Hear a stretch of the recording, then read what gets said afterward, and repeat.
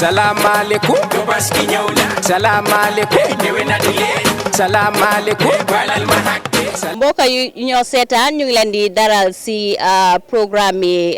Tobaski countdown to Tobaski ba tey nag ñu ngi fii tey doxantu si GCCI Trade Fair. I mean, that's the International GCCI Trade Fair Center fii nii si Bijilo tey nag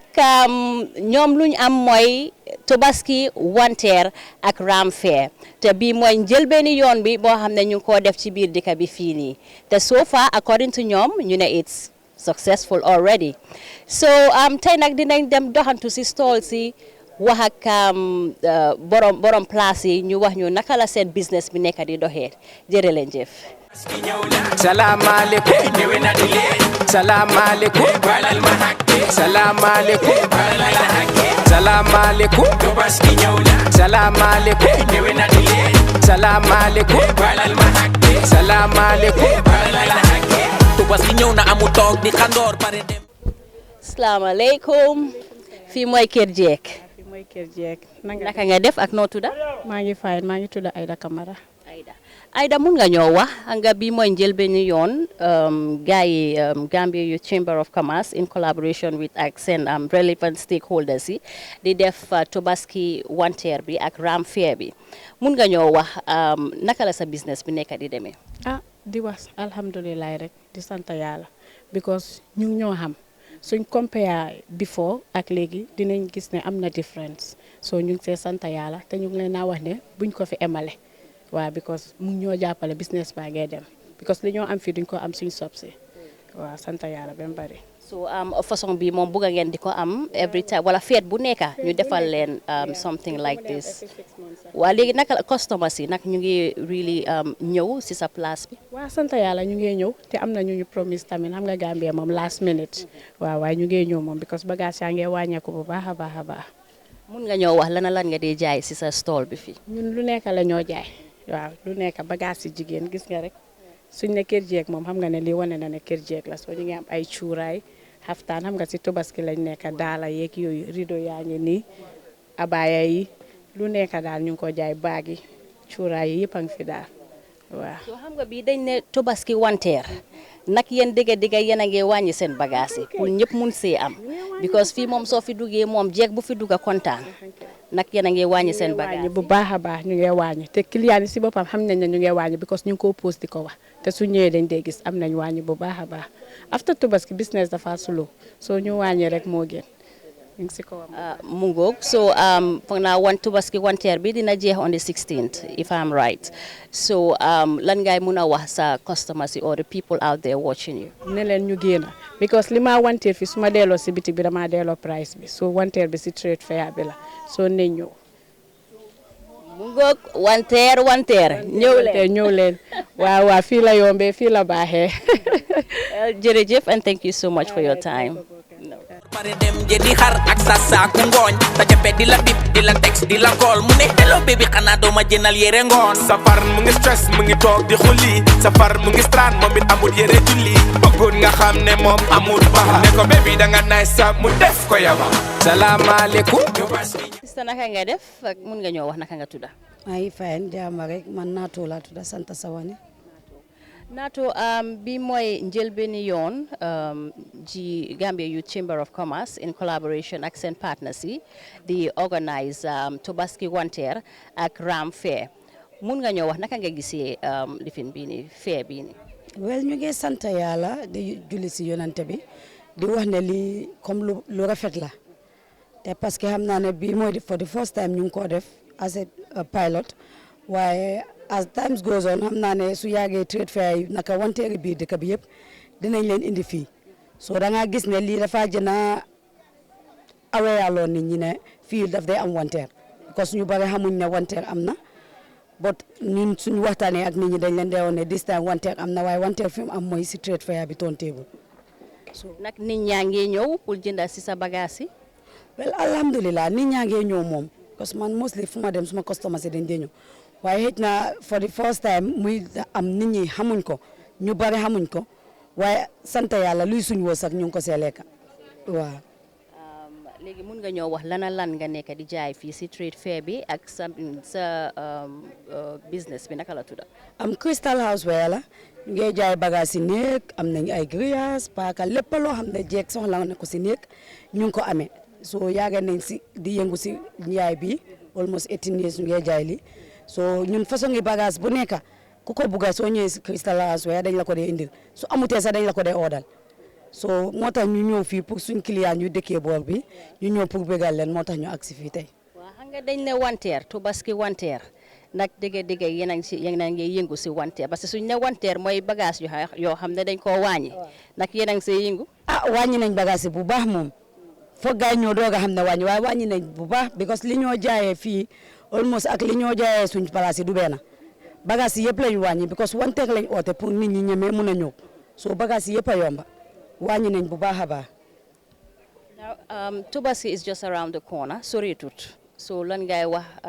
sa customers yi ak sa viewers yu la seetaan. well di wax suñ bokki Gambian si ñu génn a support si suñ seen own Gambian si because ñun ay ndaw lañ te ñu ngi liggéey ñu ngi def suñ kéemtalaay kattan pour kontaan loo waa Gambia so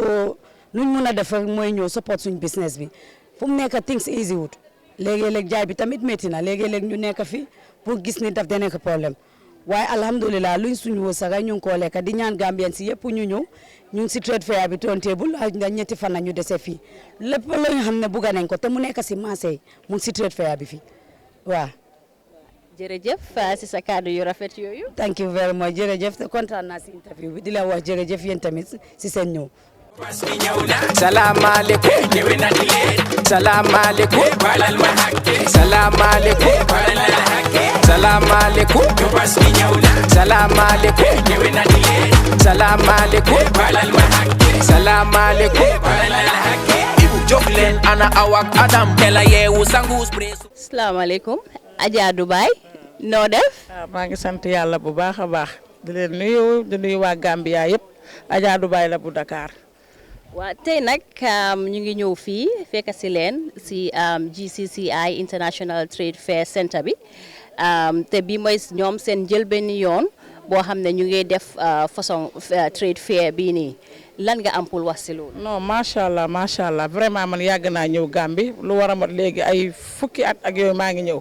mais ni ma gisee ñi commencé nii macha allah am naa rafet naa njort trop ne dina dem ci kanam.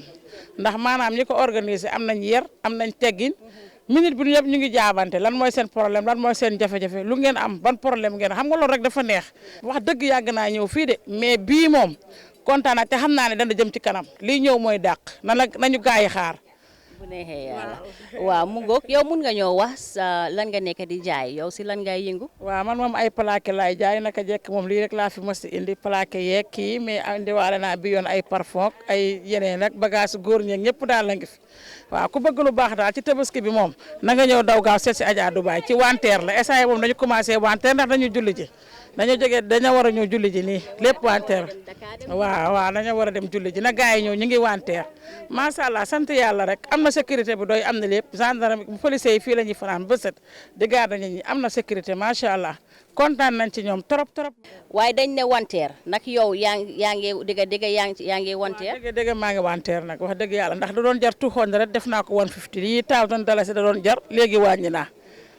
façon góor yi tamit wàññi naa instant yi moom macha allah wanteer na bu ne nii moom nañu gaaw ñëw rek wanteer nañ lépp bagage yëpp wàññi nañ ko wax dëgg yàlla ñu ngi xaar gars yi nag ñu gaaw daw si ñëw jël seen wàll ñu jëlagul nañ gaaw ñëw jël seen wàll nañuy wanteer.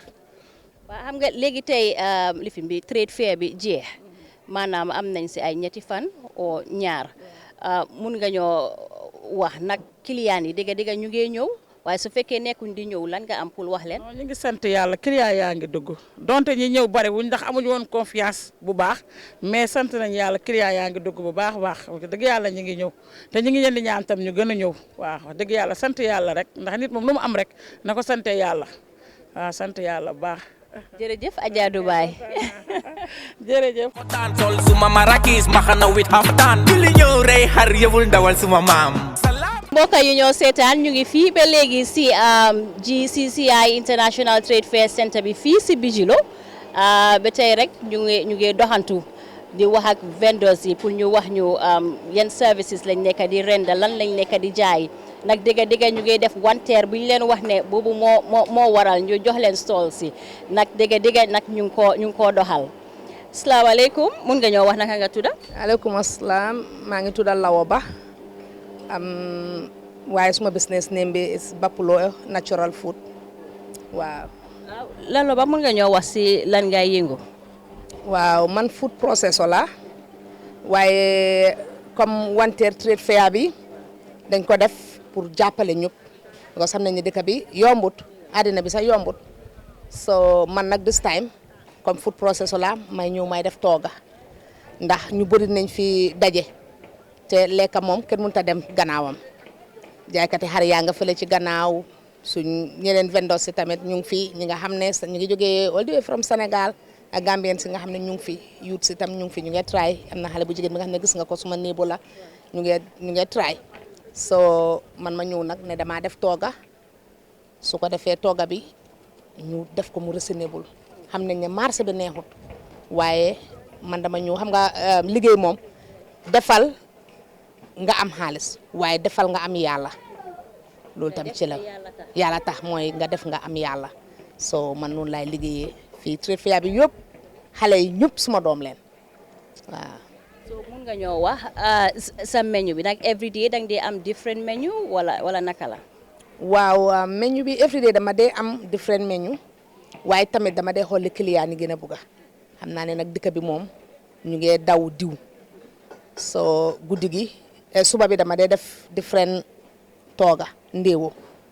waaw bëccëg bi ma def different tooga guddi gi moom man lakkuma ganaar lakkuma dara man guddi gi laax laay def laaxi sànqal waaw laax laa dee jaay guddi gi bi trade fair bi starté ba tey laaxi sànqal laay jaay waaye alhamdulilah du taxaw waaw. waa léegi si nit ñi ñoo seetaan lan nga am pour wax leen especially sa customers yi because every day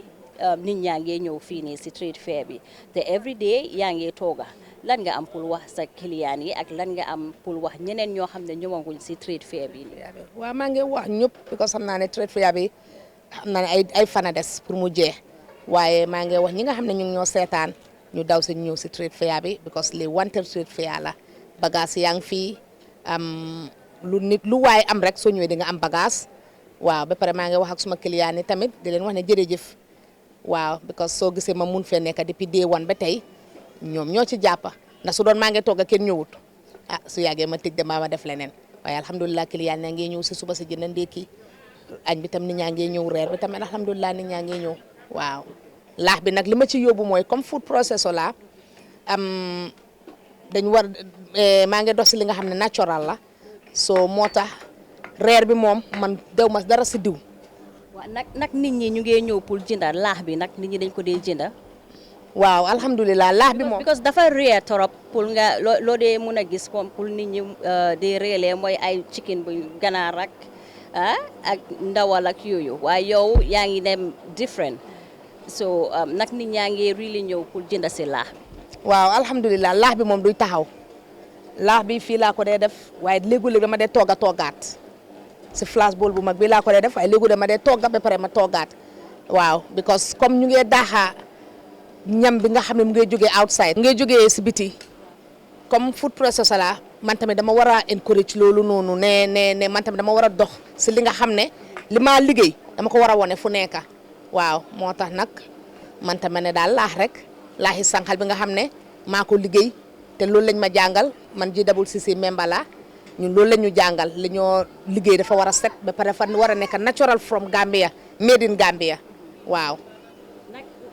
sànqal bi xam nga am na process. nag yow da nga ko dee start from step one bi nga am sànqal bi si boppam since yow you are a food processor wala naka nga ko dee amee sànqal. waaw sànqal bi man ni ma dee def mooy su nawet jotee. man dama amee compine suma compine dañ dee béy li ñoo béy dama ko dee jëndaat si seen loxo dañ dee béy gerte dañ dee béy mboxa dañ dee béy dugub suñ ko béyee man dama ko dee jëndaat si seen loxo ma teg ko because li tax may def loolu natural laay def bugguma ma jëndal li nga xam ne outside dafa am ay poudre ak yooyu noonu ay chemical so moo tax man ñoom luñ béy dama ko dee jëlaat si seen loxo ma jënda ko ma teg ko di ko liggéey dugub bi right now nii fu mu nekk nii dugub bi ma am ba ma ko jëne bi nga xam ne sooxuñ ko bojjuñ ko dama ko yóbbu si machine bi mu bojje ko ñu sooxa ko ba pare suma sànqal ni ma ko defee comme ni ma ji dabul si jàngal dañ ko afta biñ ko sooxee dañ koo bojja naka bàcca suñ ko bàcca ba mu set ñu bees ko ñu tànn ko sebeti ko dugub bi si boppam ñu sebeti ko yàq ko ba mu set tànn ko ba mu set ñu weer ko suñ ko weeree ba mu wow ñu doog koo jël nag yóbbu ko si machine bi mu gar ko def ko sànqal bi su ñëwaatee si kër gi nag ñu lay génnee sunguf si ak sànqal bi waaw suma sànqal moom fii foo laajte dinañ ne sànqalam laaxi sànqalam du am benn kërëc waaw. nag dang dee def packaging. with regards to waaw dama def package ruy araw cakri findi bi tamit moo gën a métti ñëpp xam nañ findi ne waaye ñun suñ findi soo ko mosee du am benn kërëc because dañ koy yàgg ba mu set suñ koy yàggee tànn ko bàcca ko tànn ko yàgg ko ba pare ñu weer ko suusal ko suusalaat ko jël ko nag weeraat ko mu wow ñu package waaw. jërëjëf si sa liggéey bu rafet boobu noonu. jërëjëf yéen tamit ñu ngi kontaan bu baax a baax si ñi nga xam ne GYCC ñi nga xam ne ñoo organise affaire bi ñu ngi kontaan si ñoom xam naa ne this time ñu bëri ñu ngi toog si biti ñu ngi réccu because xam naa ne next time fii dina gën a fees because alhamdulilah xale yi nga xam ne ñoo organise li ñu am yar leen am nañ yar ba pare ñu ngi ñoo toppatoo every day dinañ ñëw laaj ñun lan mooy suñ problème. ñu ñoo ñëw lan mooy seen problème si lan moo nekk lan ngeen buggal lan ngeen lifin ñu ngi kaf ak ñun di rey ak ñun alhamdulilah rabbil alamin client yi tamit ñëw nañ dëkk bi neexut ñaawaat client yi ñëw nañ alhamdulilah waaw ñu ngi sant yàlla bu baax a baax yéen tamit jërëjëf leen di ñaanal seen liggéey bi yal na si yàlla def jàmm yéen a xam fa leen bugg a egga yal na leen fa yàlla suñu borom bi eggale te yàlla la fa leen cat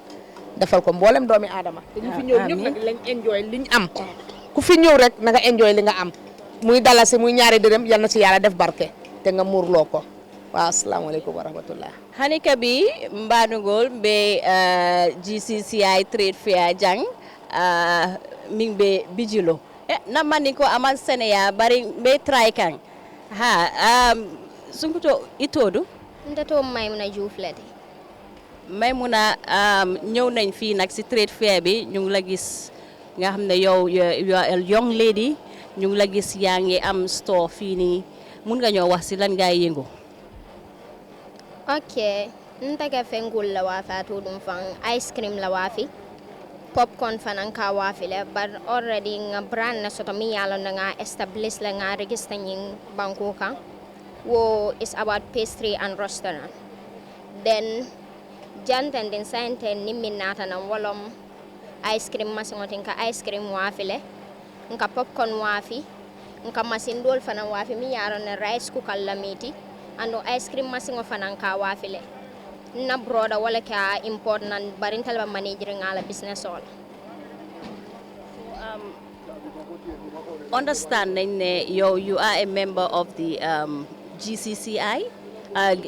you are a member of the Gambia Youth Chamber of Commerce mun nga ñoo wax ban benefit la loolu am si yow. Okay, I benefit min soto ya walam coming na business wa bitala be recommend la comme internationally mul ba recommend la le anim fanan coming ning imari be la business o kono mi yalon nako aman strong baake imari do bi ka grand ne dila and wo ke ma ko la yela business o sembentu ya ku jama le bi minul yalon nako nafa jamal le bije bari ñimbe fengol min kono la yalla nen semaine lis no tende so bala ñu la bàyyi léegi ban advice nga am pour xale yi because for you I can see you are a role model you are a young talented entrepreneur lan nga am pour wax xale yi. ok nga min sodoka fo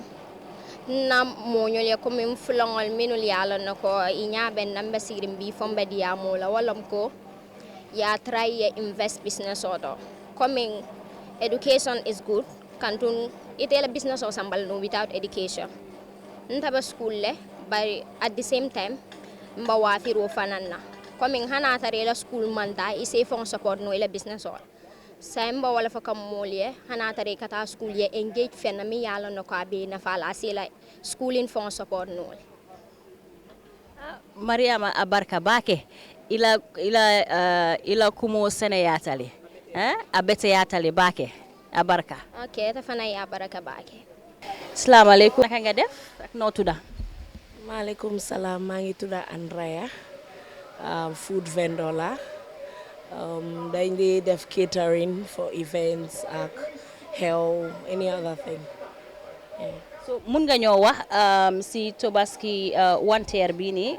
lan nga nekk di jaay si sa stall bi fii. ok so ñun dañ di jaay añ ak reer waaye mostly fried rice moo nekk suñ staple every day dañ di am fried rice fee bi bem daj ñun rek a fi di jaay fried rice so fried rice mooy suñ staple but apart from that dañ di def yaasa ganaar cu plaza super any other thing waaye dañ di def fried rice bi as staple so every day fried rice dafa am with another dish for lunch then reer léeg-léeg ñu defar shrimps cow food depending daal marché bi nu mel daal noonu la ñooy joxe. ndax nit ñaa ngee ñëw jënd si nag customers si naka lañ mel are they coming for? well customer yi ñu ngee ñëw parce que macha allah at day ndey jeexal waaye daf dee yéex ba pare da ngaa gis quantity buñ dee defar duñ dee mun a defar lu bëri so loolu la nit ñi nekkuñ di génn si uyoo wuñ trade wanteer trade fair bi daal nuñ ko war a uyoo because nit ñi duñ dee bëri fii comme normal international trade fair bi nu mu daan mel so xanaa di ñaax nit ñi rek ñu génn si parce que tooga soo ko defee in little quantities daf dee expensive soo ko defee in larger quantity da ngaa feel na use nga more money waaye soo jaayee you make more profit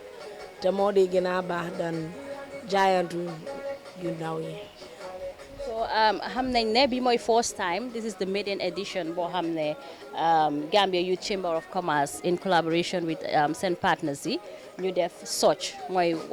Tobaski wanteer bi ak ram fair bi lan nga am pour wax si loolu.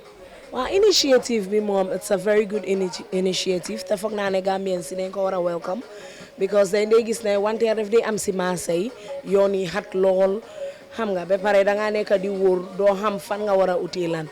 waaye the initiative is good ba pare comme day separate ñi nga xam ne ñu ngi def food they are on one side fashion on another so ni nga ko separate yow soo dugga see just waxal ne lekka ngay ut da nga am fooy dem su dee xar la am nañ side di xar su dee fashion lekka am nañ side su dee cosmetics ngay am nañ side so it becomes easier for the Gambian pour mu mun a Tobaski wala julli mu ngay ñëw nga jóg nga ñëw si trade fair center bi foo loo bugga anything loo soxla is available so I think it's a very good initiative te dañ ko war a teete ñu mun ko continuer daal. so lan nga am pour wax customers yi with regards to this year's edition the first of its kind lan nga am pour wax nit ñi. so man maa ngi gërëm suma customers yi to be precise because it's the first time and pour nit mu trust la mu lekk sa ñam easy wut te macha allah suñ toogee ñaareel dafa jeex understand so di leen gërëm di leen jaajëfal ba pare di ñaax askan bi pour ñu ñëw suñ déggee façon yi ay Gambien ñoo fi nekka ñuy toogi Gambien most products yi ñooy jaay Gambian made products lañ ñu promote Gambian businesses yi because the initiative bi nii man noonu laa ko gisee is to promote Gambian businesses or Gambian entrepreneurs so di ñaax nit ñi daal pour ñu génn si ñu ñëw jërëjëf si sa kàddu yu rafet yi. yeah you're welcome ba pare di yëgal nit ñi ne ñun dañ di def different services dañ di def catering kon ma ko waxee si njëlbeen bi ba pare dañ am a soft life package boo xam ne comme ñi busy career people yi mun nañ leen a toogal for like a week so loo bugga daal dang ñoo wax ne ok dama bugga tooga yi then we give it to you it's called a soft life package exactly so it could be like comme si biir week bi xam nga ne lii ak lii nga bugga wala nga ne ñu ne week bi dama bugga lii or monthly it depends dañ ko dee mën a def in 5 liters sauce yi worth 5 liters or 2 liters depending on what you can afford and it's very reasonable because ñu si trade fair bi stall 90 moom kooko wandee lay wax we sell the most reasonable food. dañ ne wanteer pour Tobaski so foog bagage yi yomba su yombut rek kenn du jënda. exactly loolu la waaye tamit dañ dee sóoraale ne xam nga marché bi dafa seer so pour jënd bagage yi tamit easy wut waaye comme niñ ko waxee wanteer la so ñuy ñëw at least war nañoo feel ne ok it's reasonable dañ war a reasonable daal ñu mun a go hand in hand yeah. Thank you so much. Andanako yakamti solo dem photo studio jaka sasa lala ay way salam alaikum Tobaski ñëw na salam alaikum ñëwé na di leen salam alaikum balal ma hakke salam alaikum balal ma hakke salam alaikum Tobaski ñëw na salam alaikum ñëwé na di leen salam alaikum balal ma hakke salam. Soxna si naka man Astafa laa tudd. Asta ñu ngi la fekk fii de si jaayam yére xale yi. waaw ñu ngi ci kawam ñu ngi ci njaayam yére yi. yëpp si tabaski. waaw lii lépp ci tabaski la xam nga tabaski nag ndawut ndax yàllaa ko njëkk a màggal tabaski dafa màgg ndawul moo tax luñ ko mën a waajal rek nañ ko waajalee noonu. la njaay mi nekk di demee. waaw njaay mi nag ren dafa des njaay mi suloo na xaalis amut ba pare nag bagage yi seer na ndax bagage yi li tax mu gën a seer nag mooy CFA bi nga xamante ni day taxawut benn place. ndax ku ne xam na ne bagage bu jógewul Sénégal jóge na China o mu jógee Toki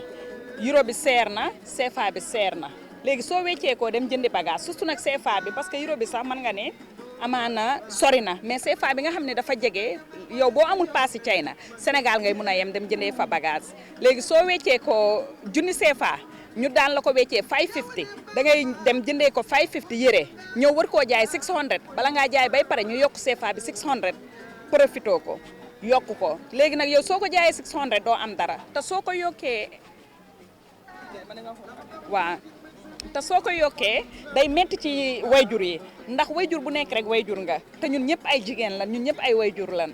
sun doom yi nga xamante ni buñ sañoon bu événement jotee ku sañoon bu événement jotee bu doomee nit solee sa doom solo kenn du dàqale sa doom mais doole yi yemut te yàlla dafa bind te yemalewut ni baaraam yi utee noonu la nit ñi utee noonu la doole bi tam utee da ngay gis ñoo xamante ni bëgg lu rafet ci seen doom yi mais njëg gi duñ ko àttan njëg gi du leen ko may da ngay gis koo xamante ni day yor juróomi xale yor 2005 ñëw ci marché bi laajte benn yére ñu ne ko 1005 yow boo yoree 2005 yor juróomi xale bëgg leen a jëndal ku nekk 500 loolu nga budget bi ngay ñëw laajte benn complet ñu ne la 1002 metti na ci wayjur yi metti na ci ñun jaaykat yi ndax bagage yi buñ demee jënd ko chargé bitig yi ba mu fees pour client yee tax pour jaboot yi ñëw jënd suñ xaalis mën a génn ñoom ñu gis seen bopp ñun tamit ñu gis suñ bopp waaye d'ailleurs metti na ren daal moom dëkk bi xaw naa doy waar waaye sant yàlla rek parce que fekkee war a njàmbat waaw nan ñaan yàlla rek mu ndax client yaa ngi génn si bu baax waaw client yaa ngi génn si nag parce que ñetti fan yi daal ñu ngi commencé génn ndax Gambien dañ bëgg lu baax lu metti rek dañuy génn lu metti bëgg nañ seen doom yi sol lu rafet bëgg nañ seen doom yi sol lu baax kon wayjur yi surtout jigéen ñi nag ay jàmbaar lan macha allah ñu ngi lu metti rek ñu ngi koy xare pour seen doom yi solu parce que at mi ñaari événement rek moo fi am muy korité ak tabaski ñoo ngi def nag seen kéemtu lay kàttan pour bu korité jotee ak tabaski seen doom yi kontaan te wayjur loolu rek la mënal doomam. yow ngay jigéen di jaay loo am pour wax jigéen yi nekk si. xanaa nag ñu gën a góorgóorlu rek. parce que jigéen li ko war dafa bari jigéen mooy àdduna jigéen li bootu ci moom dafa bari te jigéen yàlla daf ko teral nan gën a fonk suñu bopp gën a liggéey nag gën a liggéey parce que kër yi metti na léegi góor ñi bañuñu ko buñ sañoon ku takk nit ci farata yàlla ak sunnas Muhammad dugal ko sa kër boo sañoon du namu dara li mu bëgg lépp da nga ko koy defal bañuñu mais doole bi moo demee tut noonu parce que mënoo boole fay luwaas fay ndox fay courant joxe dépense bëgg nag boole ko ak njàngum xale yi bëgg cee boole nag laneen loo xamante ni amaana mënta ñàkk mais tamit doonul loo xamante ni far force la waaw kon jigéen ñi nan gën a góorgóorlu nag liggéey jàppale suñu borom kër yi parce que buñ liggéeyu day metti di nga mere sa borom kër di nga xuloog moom fekk na bañul mais doole ji moo xaw a des waaw kon nan gën a góorgóorlu bu baax ndax am na nu ñuy tegee suñu jëkkër yi fitna ñoom tam dañuy daal di xalaat jël mbëkk mi génn dëkk bi te gënaluñu ndax mën nañoo egg mën nañoo bañ a egg kon nan leen may jàmm ñoom tam ñu mën a toog dal ci jàmm ndax génne dafa metti nga war a génne 20,000 wala 20 something thousand jënd xar mbubi julli bi ñëw sobleeg pombiteer ñoom ñëpp ñëw boo ci bëggee boole tegal ko yeneen fitna yu sew rek da nga koy daal di rey kon ñun jigéen ñi ak lu metti rek nan am peeseen nan dalal góor ñi dalal seen xel te xam ne ñoo tax ñuy daw. jërëjëf Astou. jërëjëf chéri kontaan naa ba next time inshallah. Well, still on the Tobaski countdown, we're still here at the GCCI International Trade Fair Center, and with me I have an official of the Gambia Youth Chamber of Commerce. Can you please introduce yourself? Thank you very much, Winnie. My name is Lavin Sadikan. I am the Corporate Affairs Manager at Gambia Youth Chamber of Commerce. Now, Lamin, this is the maiden edition of the GYCC in collaboration with relevant stakeholders doing such. What can you tell us about, this maiden edition, and what is the main objective behind this? Thank you very much. I think I'll first of all start with recognizing the efforts of our partners, ensuring that this, trade fair happens. In fact, we call it as national, Wanter, Tobaski Wanter and Ram Fair. Basically, the idea came at a time when, we were told that probably government might condemn street vendors to sell on the street. So as a result of that, we said we should find an alternative of getting vendors together, both food vendors and, of course, fashion vendors, so that they can come to one ground and do their Tobaski shopping. So this place is basically, the idea is to bring them here so that people can have easy access and, of course, protect them from, selling on the street. Because if ram sellers has to sell on the street, there is high, chance of getting involved in accidents and some other inconvenience status around the street. But if everyone is inside, it makes the trade very, very, very easy, access as well. So looking at the geographical location of where we are at this moment, we have a lot of people around, with different, materials that they are selling within this premises. So how many stalls are we talking about? Currently, we have 120 stalls, and Ghanaians are here. But of course, we have Senegalese as well. But this is entirely an initiative for Gambians, young people to come. They have a market that people can come and access to do their Tobaski shopping. Now, how can you describe this year's edition, which is, of course, the maiden edition of the Tobaski Wanter and Ram Fair? How can you describe this year's edition? It's a very successful,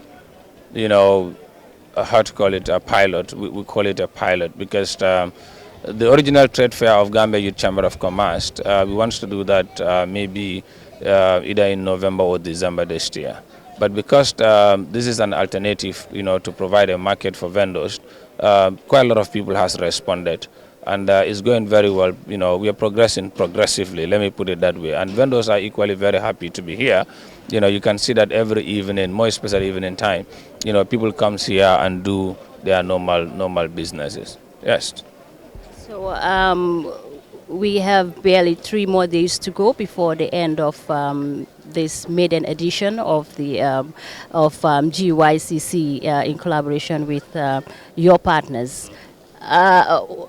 What are we looking at come next year? Or do you plan on having such an event during every feast? Or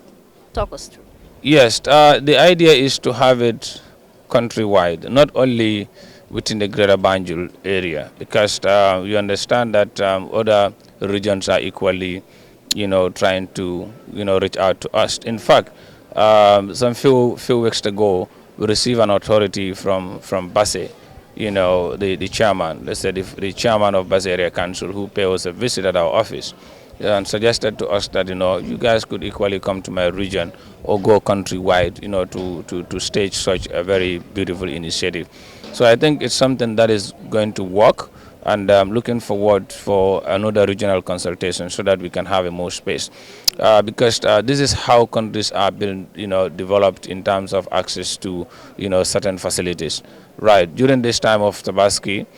people should not be on the street selling. They should have a special place that anybody can access, go there, get what you want to get, and go back to, to your normal businesses. I think this is what we are looking for in other regions as well. This is, a Tobaski Wanter sort of. But let's look at it like, in a normal business setting, it is really hard to bring down prices. People just say, call it like Wanter. But when you go in and ask them how much for it, it's almost the same price as they sell it when you go to their shops. Now, do you have the opportunity to be visiting each and every stall to know how they're operating with regards to, the term Tobaski Wanter? Yes, I think the Wanter started with us and our partners, Gambia Youth Chamber of Commerce. one of the reasons why we make these stalls very cheap at a very small rate is for people to have access, so they can also have an opportunity to showcase what they have. But things are not very cheap, to tell you the reality. For some reason, I don't know. But the market price, in fact, when you get to trade fair, you know, the price is a little bit expensive. At some point, I engaged some of the vendors and said, why are you doing this? Because for me, my understanding is that if you're staging a such initiative, you know, people have to come, you know, the price should be cheaper so that everybody can come. But if prices are expensive for some reason best known to them, you know, the expected sales will not be realized, you know. So that is one thing that is really, you know, difficult. But moving forward, I think, you know, we have to make them understand when you say wanter, anywhere wanter is to make things cheaper, and, you know, so that people can afford it. But if it is wanter, you come and increase the price, the double price, you know, of a market price, you know, you think people will come to you, nobody will come to you. So there is no fast business in this. Do what is expected and make sure that your products can be on sales in a very speed, you know, way. So that is my response. With regards to this year's edition, do you have a team? A team for this year edition. We call it National Tobaski Wanted and Ram Fair. You know, so the team, probably we did not put it into writing, but the idea is to have, you know, a peaceful access, you know, for petty traders and food and fashion, so that, you know, their items can be sold. That is the idea behind it. But we have not written a specific team for it. So what will be your last words before we let you go off you? My last word will be to thank GRTS, let me put it that way, and of course all the other media houses, but specifically Gambia Radio and Television for, you know, coming to visit us in this very important event. But also want to advise the whole country, more especially young people, to come and register with Gambia Youth Chamber of Commerce, because it's a membership and a trade sector youth organization that looks at trade, investment. When you talk about trade, of course we're talking about investment. But it's important that people come. We empower young people through entrepreneurship and enterprise development initiatives. We also give them ideas on how to develop your business. We also give them an idea of how to manage your income when you are in the business, and so many other things. So I want to encourage every young person to come and register with the Gambia Youth Chamber of Commerce. Yes, and of course also want to thank all our partners, you know, GUBA, Gambia, you know, GCCI, Gambia Chamber of Commerce, and of course police. You know, we have security here 24 hours. We want to thank the IGP, you know, and of course the Ministry of Interior as well, and of course all the other partners. We want to thank you. Lamin, thank you so much for your time. Thank you for thanking me, Winnie, and thank all the tankers, those who make tankers to be thanking each other in this tanking situation. Finally, I want to say a very big thank you to you and GRTS crew. Thank you. All right, thank you. Salam alaikum, Tobaski nyawla. Salam alaikum, dewe na dile. Salam alaikum, walal mahak.